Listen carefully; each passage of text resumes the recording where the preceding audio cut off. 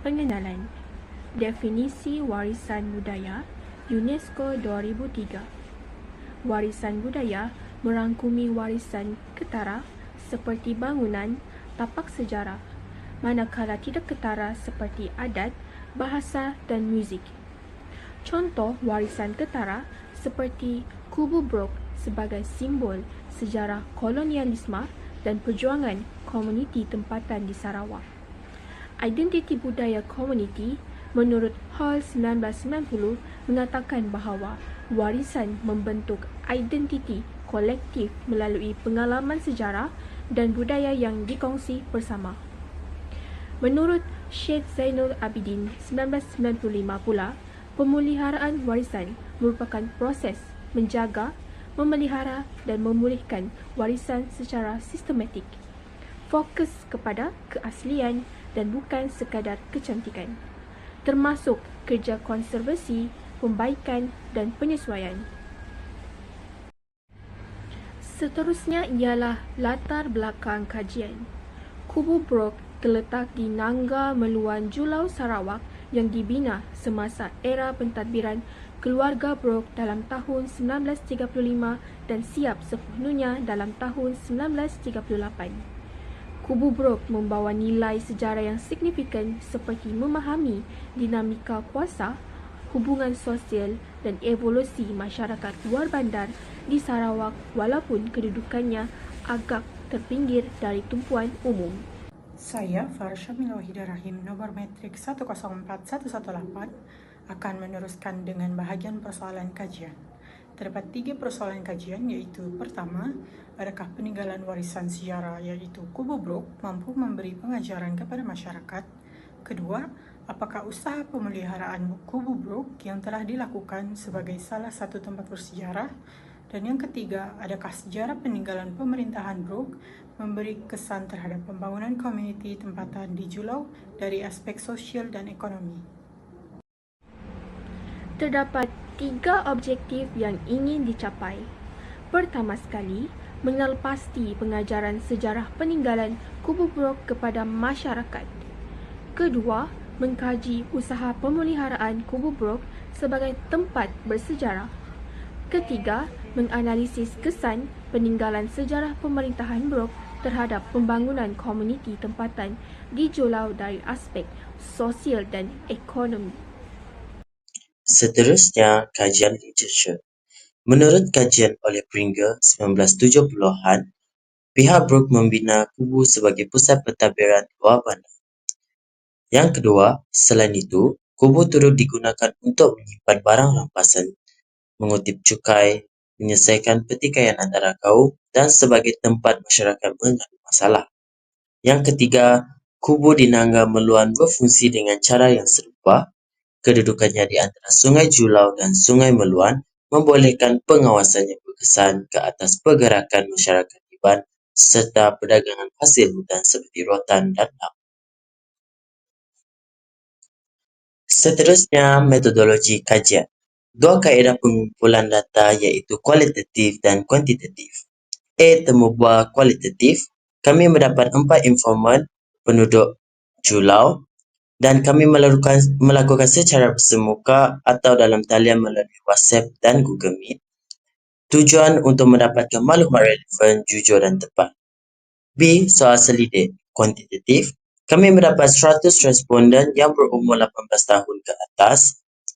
Diedar secara atas talian melalui Google Form dan dibahagikan 4 bahagian iaitu latar belakang responden, pengajaran Kubu Brok, usaha pemeliharaan dan kesan terhadap komuniti Julau. C. Pemerhatian tapak. Berlokasi di Kubu Brok Nangga Meluan Julau, bertarikh 5 Jun 2025. Tujuan adalah teliti infrastruktur dan usaha pemeliharaan. Pemprosesan data. Persembahan data adalah dalam bentuk graf, carta dan jadual. Gabungan kaedah kualitatif dan kuantitatif membantu kajian dijalankan dengan terancang dan menyeluruh. Soal selidik skala Likert sangat berguna untuk rekod dan analisis pandangan masyarakat terhadap warisan sejarah Kubu Brok. Bahagian selanjutnya adalah skop kajian. Skop kajian memfokuskan kepada beberapa aspek penting berkaitan Kubu Brok di Julau Sarawak. Pertama, fokus kepada usaha pemeliharaan dan pemeliharaan Kubu Brok oleh masyarakat dan kerajaan. Kedua, mengkaji tahap pengetahuan masyarakat tentang kewujudan dan kepentingan Kubu Brok. Ketiga, meneliti peranan Kubu Brok dalam bentuk identiti dan jati diri komuniti tempatan. Keempat, menganalisis kesan peninggalan sejarah terhadap pembangunan dan sistem pemerintahan. Dan yang terakhir, memberi tumpuan kepada golongan awam yang kurang terdedah dengan sejarah Kubu Brok di Julau Sarawak. Saya akan menerangkan tentang kerangka konseptual. Pertama sekali ialah faktor yang mendorong kajian terhadap Kubu Brok. Yang pertama ialah nilai sejarah dan pengajaran. Yang kedua, ancaman terhadap pemeliharaan. Dan ketiga, kepentingan warisan kepada masyarakat kini. Seterusnya, pendekatan teori warisan budaya dan teori pasca kolonial. Yang pertama, teori warisan budaya menilai searah dan usaha pemeliharaan tapak. Yang kedua, teori pasca kolonial menganalisis bagaimana peninggalan, penjajahan membentuk identiti dan kesedaran sejarah masyarakat kini. Akhir sekali, implikasi sosial dan masyarakat. Yang pertama, kesedaran sejarah yang membentuk jati diri dan kefahaman masyarakat. Dan kedua, pemeliharaan yang mampan. Dan ketiga, pembinaan identiti tempatan pasca penjajahan. Analisis data yang pertama, jumlah responden pada peringkat umur 18 hingga 25 tahun merupakan peratusan tertinggi yang mencatatkan 57,44%, yaitu seramai 27 orang. Responden pada peringkat umur 41 tahun hingga 60 tahun hanya mempunyai peratusan sebanyak 8,51% dengan 4 orang responden sahaja. Responden pada peringkat umur bawah 18 tahun mencatat peratusan 6,38%, yaitu seramai 3 orang responden, dan responden pada peringkat umur 60 tahun ke atas pula hanya mencatat 3 orang responden dan sebanyak 6,38%. Bagi bilangan responden yang tinggal di luar Sarawak, seramai 22 orang, yaitu bersamaan dengan 46,80%. Bilangan responden yang tinggal di Julau seramai 16 orang dengan peratusan sebanyak 34,04%. Bilangan responden yang tinggal di kawasan lain di Sarawak pula seramai 9 orang responden dengan peratusan terendah sebanyak 19,14%. Berikut merupakan latar belakang responden yang pernah atau tidak pernah melewati Kubu Brok. Seramai 20 orang responden yang menyatakan pernah melawat Kubu Brok, yaitu sebanyak 42,55%, dan seramai 27 orang responden yang menyatakan tidak pernah dengan peratusan sebanyak 57,44%. Bagi mengenal pasti itibar Kubu Brok kepada masyarakat, yang pertama adalah Kubu Brok menjadi simbol penting kepada sejarah masyarakat kerana Kubu Brok mengingatkan kita tentang perjuangan dan perubahan dalam masyarakat. Selain itu, Kubu Brok juga memberikan pengajaran tentang kepimpinan dan strategi pertahanan pada masa lalu. Ia juga dijadikan sumber pendidikan kepada generasi muda. Seterusnya, mengenal pasti usaha-usaha pemeliharaan tempat bersejarah. Usaha pemeliharaan tempat bersejarah adalah usaha pemeliharaan Kubu Brok oleh pihak berkuasa. Selain itu, komuniti juga memainkan peranan dalam menjaga tapak bersejarah ini. Oleh itu, pengkaji bersedia untuk menyokong usaha pemeliharaan Kubu Brok jika diberi peluang.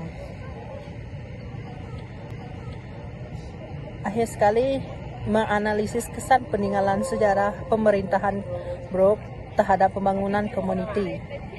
Seramai 23 orang responden bersetuju bahawa pemerintahan Brok telah meninggalkan kesan penting dalam pembentukan sejarah di Sarawak.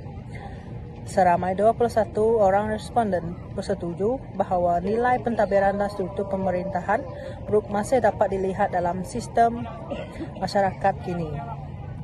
Akhir sekali, seramai 24 orang responden bersetuju bahawa kesan peninggalan Brooke memberi inspirasi kepada pembangunan dan pendidikan sejarah. Kesimpulannya, pemerintahan Kubu Brooke memainkan peranan penting dalam membentuk sejarah awal Sarawak melalui gabungan pentadbiran barat dan pelindungan budaya tempatan. Selain itu, pemerintahan Brooke telah memberi kesan positif terhadap komuniti di Julau dari aspek sosial dan ekonomi. Ia juga membina kesedaran sejarah dalam kalangan masyarakat serta berpotensi menjana pendapatan melalui pelancong warisan sekaligus membuka peluang pekerjaan kepada penduduk tempatan. Sekian, terima kasih.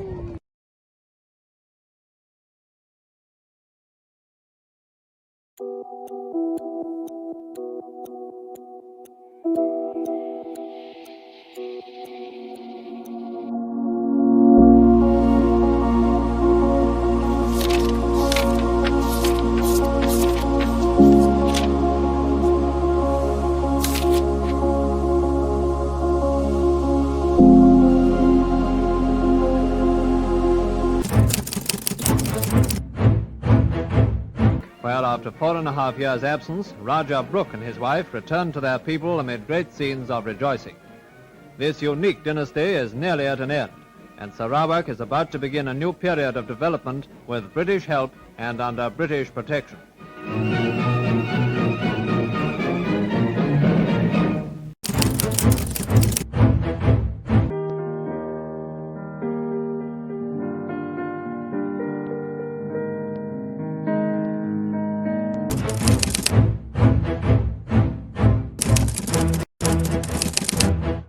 Oke, boleh memperkenalkan diri.